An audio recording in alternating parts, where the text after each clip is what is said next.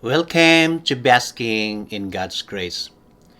Today's devotion is found in the book of Ruth, chapter 4, verse 6, where it says,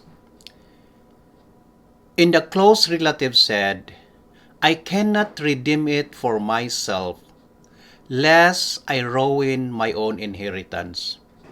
You redeem my right of redemption for yourself, for I cannot redeem it." These are the words of the relative of Naomi, who is supposedly the right person to buy the land that belonged to the family of Naomi that is on sale. Because during those times, women had no right to own a property. As the nearest relative, this man has the first right to buy the land, which he agreed to do. But according to the law, if the relative bought the property, he must also marry the widow, because Mahlon, the husband of Ruth who died, and son of Elimelech and Naomi, had inherited the property. With this condition of buying the land, the relative backed down because he doesn't want his inheritance to be complicated. Since Boaz was the next in line to redeem the land, he said to the witnesses around that he will be buying from Naomi all the property of Elimelech, Chilion, and Mahlon. And with the land, Boaz will get Ruth, the Moabite widow of Mahlon, to be his wife. This way, Ruth can have a son to carry on the family name of her dead husband and to inherit the family's property in his hometown. What a sacrifice that Boaz had done in order to redeem the property of the family.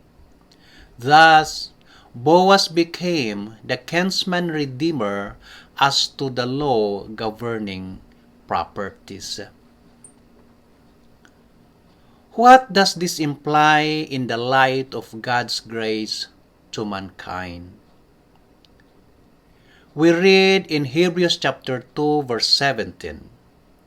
It says, "Therefore, he had to be made like his brothers in every respect, so that he might become a merciful and faithful high priest in the service of God, to make propitiation for the sins of the people."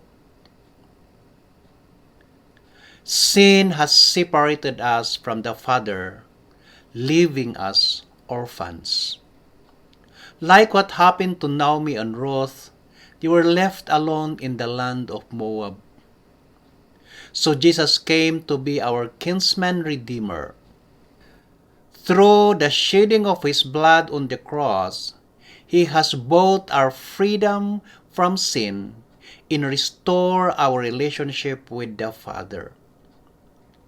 He has avenged the evil of sin. We are all like Ruth. All of us are in need of rescue, and we cannot do it ourselves. We need a kinsman redeemer named Jesus. He is the one who loves us so much. He willingly paid the price of our sin, which is death. And he has made us his bride, so we can enjoy his grace and blessings for eternity. Jesus' offer of being a kinsman redeemer is for everyone. His grace is for all who seek rescue from sin and long for freedom of salvation. Jesus declared in Joel chapter 2 verse 32 and in Romans 10:13 that anyone who calls out to him will be saved. No string attached and no question asked. just simple salvation with a promise of full restoration. Jesus is truly our kinsman redeemer. Thanks for tuning in. Keep basking in God's grace.